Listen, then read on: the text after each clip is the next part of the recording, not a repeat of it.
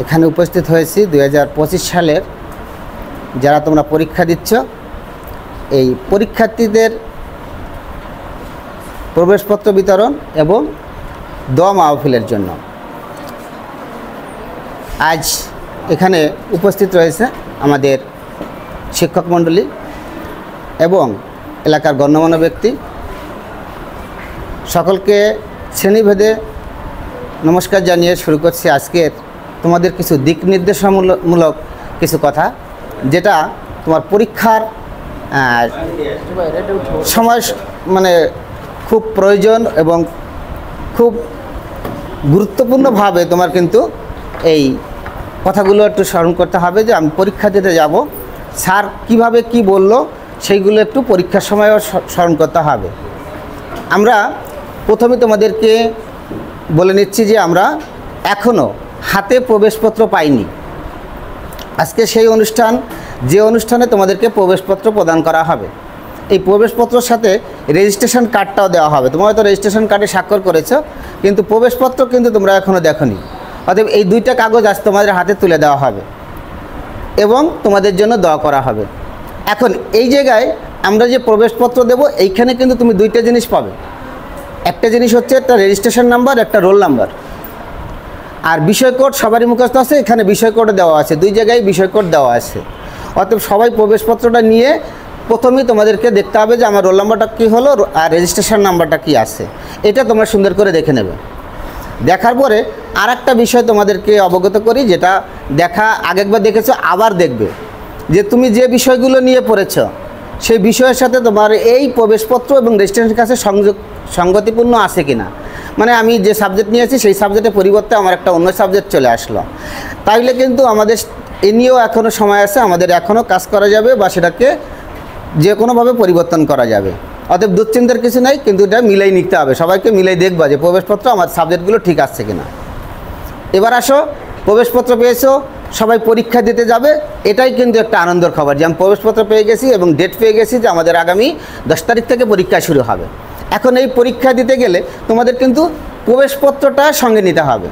এই প্রবেশপত্রটা অবশ্যই কিন্তু মূল কপি তুমি সাথে নেবে, একটা কপি ফটোকপি করে সবাই ঘরে সংরক্ষণ করে রাখবে। যদি কোনো সময় দেখা যায় তোমার এই প্রবেশপত্রটা তোমার কাছে কোনো রকম হারিয়ে গেছে বা তুমি কোনো জায়গায় রেখে চলে আসছো বা ফেলে দিয়েছো, তখন কিন্তু তুমি নিজেই দুশ্চিন্তায় পড়ে যাবে যে আমি কিভাবে পরীক্ষাটা এখন অংশগ্রহণ করব।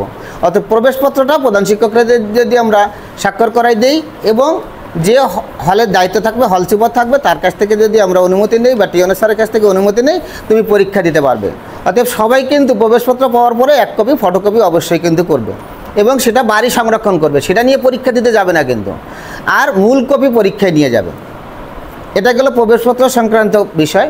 এইবারে আসি আমরা, যখন আমরা অনেকবার তোমাদেরকে বলেছি যে দেখো আমরা যে এখানে রেজিস্ট্রেশন নাম্বার পেয়েছি, রোল নাম্বার পেয়েছি, এটা আমাদের প্রতিদিন তোমার কী করতে হবে, দুইবার।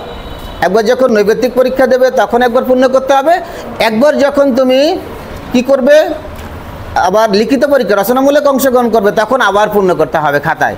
অতএব প্রতিদিন কিন্তু একই কাজ করতে হবে, প্রতিদিন খাতার মলাট পূর্ণ। তোমাদের একটা পরীক্ষার মূল অংশ হচ্ছে কিন্তু তোমার কিন্তু কী করতে হবে, এই খাতার যে কভার পেজটা থাকে এটা সুন্দর করে পূর্ণ করতে হবে। এটা থেকেই কিন্তু আমার পরীক্ষা শুরু।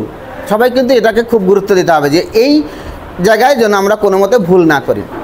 এখন এটি পূর্ণ করতে গিয়ে যদি তুমি কোনো সংশয় পড়ে যাও যে আমি পূর্ণ করতে পারছি না, যে হলে তুমি পরীক্ষা দেবে সেই হলে অবশ্যই 2 জন টিচার থাকবে তোমাদের সার্বক্ষণিক সহযোগিতা করার জন্য। যদি দেখো যে আমি একটা জায়গায় বুঝছি না, তাহলে অবশ্যই কিন্তু তুমি সেই স্যারদের সহযোগিতা নেবে যে আমি কিভাবে এটা পূর্ণ করব, আমি বুঝছি না। আর একদিন যখন তুমি পূর্ণ করে ফেলতে পারবে, এরপরে কিন্তু আর তোমার ভুল হওয়ার কোনো কথা নেই। শুধু প্রতিদিন পরীক্ষা দিতে যাবে, একটা বিষয় চেঞ্জ হয়ে যাবে, সেটা হলো বিষয় কোড। এই বিষয় কোড বাদে আর বাকি কিন্তু তুমি যেগুলো কাজ করবে প্রতিদিন একই কাজ করতে হবে। এই জন্য তোমাদের কিন্তু এই কাজটা পরীক্ষার একটা গুরুত্বপূর্ণ একটা বিষয়। কিন্তু এবারে পরীক্ষার যখন হলে পরীক্ষা দিতে যাচ্ছ, এখন আমরা এই পরীক্ষা সম্পর্কে বিভিন্ন ইনফরমেশন কিন্তু তোমরা পাচ্ছ যে এবার সেনাবাহিনী থাকবে, পুলিশ থাকবে, অতিরিক্ত ম্যাজিস্ট্রেট থাকবে, যাই থাক না কেন তোমাদের সাথে শিক্ষক থাকবে, এটাই কিন্তু মনে করতে হবে। মনোবলটা এখানে তোমাদের থাকবে যে আমাদের হলের মধ্যে 2 জন শিক্ষক আমাদের আছে, অর্থাৎ আমরা যেমন আছি আমাদের মতন অন্য স্কুলের যদি শিক্ষকরা তোমাদের এখানে থাকে সেটাও তোমাকে ধরে নিতে হবে যে ওনা আমাদেরই টিচার। অতএব ভয় পাওয়ার কিছু নেই, তুমি নির্ভয়ে পরীক্ষার হলে পরীক্ষা দেবে। আর সবাইকে যে কথাটা বলবো যে আমরা পরীক্ষার হলে কিন্তু অনেকেই নার্ভাস হয়ে যাই, প্রশ্নপত্র দেখা যায় কমন পড়ে নাই, বিভিন্ন কিছু হয়েছে, কিন্তু কোনো নার্ভাস হওয়ার কোনো দরকার নেই। কারণ তোমাকে 2 জায়গায় দেখো, নৈবেত্তিক পাবা আবার রচনামূলক পাবা। দেখো এটা একটু খারাপ হয়েছে, ওটা একটু ভালো হবে, ওটা একটু ভালো হয়েছে, এটা একটু ভালো হবে। অতএব আমরা যদি প্রথমেই দেখে যে নৈবেত্তিক দেবা যে আমি কি নার্ভাস হয়ে যাই, তাহলে কিন্তু পরবর্তী পরীক্ষাটা তোমার ভালো হবে না। অতএব অবশ্যই কিন্তু আমাদের এই দিকে খেয়াল রাখতে হবে। এই জন্য পরীক্ষা তোমার কিন্তু মোটামুটি চিন্তা করতে হবে। আমি স্কুলে যেমন পরীক্ষা দিতাম, সারা যেমন ডিউটি করছে, সারা যেমন আমাদের গাড়ি থাকতো, তোমাদের ঠিক তেমন ওইখানেও কিন্তু তোমাদের ওইরকম 2 জন শিক্ষক অন্য স্কুলের, তারা তোমাদের এই দায়িত্বটা পালন করবে। অতএব আমাদের এখানে ভয় পাওয়ার কিছু নেই। এরপরে আসো আমরা পরীক্ষার যে কথাটা তোমাদের কিন্তু খাতায় লেখার জন্য বারবার তোমাদেরকে বলেছি যে আমরা যে যা লেখি না কেন, যেটাই করি না কেন, খাতার সৌন্দর্যটা সুন্দর রাখতে হবে। যে আমি যেন খাতায় অযথা কাটাকাটি না দেই বা শুধু শুধু বাজে কথা না লেখি বা কোনো কিছু না করি। জাস্ট পরীক্ষার গুরুত্ব দিয়ে সুন্দর করে খাতায় লিখবে, তাহলে দেখা যাবে কি তোমার খাতার সৌন্দর্যতেও কিন্তু শিক্ষকরা সন্তুষ্ট হয়। সন্তুষ্ট হলে কিন্তু তোমার খাতায় দেখবা কি তুমি যে নাম্বার প্রত্যাশা করছো তার থেকে ভালো নাম্বার তুমি কিন্তু পেয়ে গেছো। অতএব খাতাটি কিন্তু যত্ন সহকারে লিখতে হবে। আর আমরা সৃজনশীল পরীক্ষা স্কুলে দিতে দিতে কিন্তু এই পর্যন্ত আসছো, সে জায়গায় ক থাকে, খ থাকে, গ থাকে, ঘ থাকে নাকি। আমি এই জায়গায় একটু কথা বলবো, সেটা হলো তোমরা কিন্তু তুমি প্রথমেই সিলেক্ট করে নেবে যে আমি এই পেজে ক আর খ লিখবো। অতএব ক আর খটা সুন্দর করে ডিস্টেন্সটা সমান রেখে সুন্দর করে এখানে কাজ করবে যে আমি ক আর খ লিখলাম, গ 1 পেজ লিখবে, ঘ 1 পেজ লিখবে, ঘ একটু বেশি হলে 1.5 পেজ লিখবে। তো এভাবে কিন্তু পরীক্ষা উত্তর দেবে। এমন না যে ক লিখলাম, খ লিখলাম, খর নিচে আবার একটু জায়গা আছে ওই জায়গায় গোয়া শুরু করলাম, গোয়ার বাকি অংশ অন্য খাতায় লিখলাম, এইটা লিখবে না। তো এই হচ্ছে তোমার পরীক্ষা সম্পর্কে দিক নির্দেশনা। আর একটা কথা আছে যে সবাই আমরা কিন্তু এখানে তোমাদেরকে প্রবেশপত্রের সঙ্গে ফাইল দিয়ে দিয়েছি। একটা স্কেল নেবে, এরপরে একটা পেন্সিল নেবে, আর একটা কাটার থাকবে, রাবার থাকবে। এটা প্রতিদিন তোমার নিত্যদিনের সঙ্গে প্রতিদিন পরীক্ষা দেওয়া যাবে। তার পরীক্ষার আগে একবার ফাইলটা খুলে চেক করে দেখবে যে আমার সমস্ত কিছু ঠিক আছে কি না। আর এখনও আমাদের কিন্তু 2-3 দিন বাকি পরীক্ষা নাকি।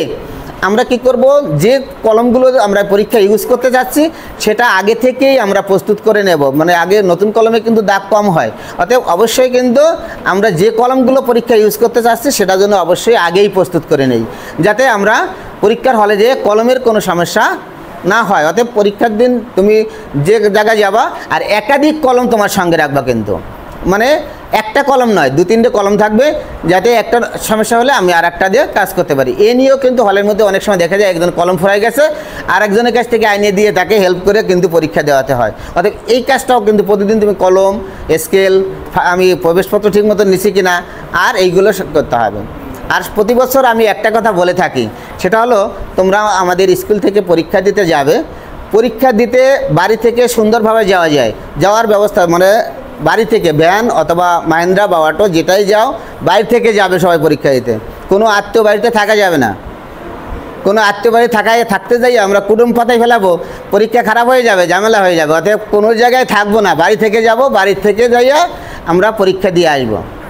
আর ছেলেদের বিশেষ করে বলবো যে আমরা পরীক্ষা দিতে যাইয়া কোনো মতে কোনো সময়ের জন্য কোনো উচ্ছৃঙ্খল আচরণ যেন কারোর সাথে না করি। হ্যাঁ, আমরা কিন্তু গত বছরের যে পরীক্ষার্থীরা ছিল আমরা কিন্তু একটু ঝামেলার সম্মুখীন হয়েছিলাম। অতএব আমি তোমাদের এবার অনুরোধ করব যে আমরা পরীক্ষা দিতে যাব, পরীক্ষার্থী একবার শান্ত মাথায় পরীক্ষা দিতে যাবে এবং আসবে। পথে যাওয়ার সময় যদি তোমাদের সাথে কোনো দেখলে একটা গাড়ি আছে সামনে, আমাদের সামনে যাচ্ছে, তোমরা পাশাপাশি যাবে। অনেক সময় তোমরা কী করো, ওরা আগে যেতে হবে, যাওয়ার দিয়ে আগে যেয়ে আগে নিয়ে যাই। এই কাজটা পরীক্ষার হলে যাওয়ার সময় নয়, কিন্তু এই প্রতিযোগিতা কখনো করবে না। কিন্তু আমি অনেক সময় এখান থেকে যখন গেছি ডিউটি করতে, আরে একটা অটোর সামনে আর একটা বাচ্চা, ওর আগে যেতে হবে, টান দে জোরে, এতে আমাদের অ্যাক্সিডেন্ট হতে পারে, আমাদের পরীক্ষা ক্ষতি হতে পারে। অতএব এই কাজগুলো তোমরা করবে না। পরীক্ষা দিতে যাবা একেবারে মা বাবার দোয়া নেবা, পূর্বপুরুষের দোয়া নেবা, দোয়া নিয়ে একেবারে সুন্দর করে, মানে তাদের দোয়া দিয়েই কিন্তু আমরা বড় কিছু হতে পারি। আকরাম স্যার সুন্দর সুন্দর কথা বলেছে যে আমরা চারিদিকে যখন তাকাই, আমি যে এখানে চাকরি করি তোমাদের এখানে 21 বছর, এখন মনে হয় চারিদিকে তাকালে মনে হয় যেন আমার একেবারে সবাই ছাত্র, এরকম মনে হয়। পথে ঘাটে রওনা দিলে বা কোনো জায়গায় দাঁড়ালে, কোনো জায়গায় হইলে সালামের অভাব হয় না। এখন সবাই বলে যে কী ব্যাপার স্যার, ও কি আপনার ছাত্র ছিল, মানে আমার চাইতে বড় দেখা যায় তারে। তাহলে আমি কই যে হয়, ও তো আমার ছাত্রই ছিল। তাহলে এই যে আমাদের গর্বের কথা, এই যে আমাদের গর্ব, আমাদের কাছে তোমাদের কাছে এটাই আমাদের প্রাপ্য, কিন্তু এটাই আমাদের চাওয়া। এর চাইতে বেশি কিছু তোমাদের কাছ থেকে চাচ্ছি না, যে তোমরা সুন্দর একটা ফলাফল করে আবার আমাদের মাঝে ফিরে আসো, এবং আমরা যেন তোমাদের দেখতে পারি যে সুন্দর সুন্দর কলেজে চান্স পেয়েছো, এবং তোমাদের উজ্জ্বল ভবিষ্যৎ অবশ্যই আমরা প্রত্যাশা করি। এবং সবাইকে বলছি যে সবাই যাতে সুন্দর সুস্থভাবে পরীক্ষা সমাপ্ত করতে পারো, এই দোয়া রেখে বা এই আশীর্বাদ রেখে আমি আমার সংক্ষিপ্ত শেষ করছি। ধন্যবাদ সকলকে।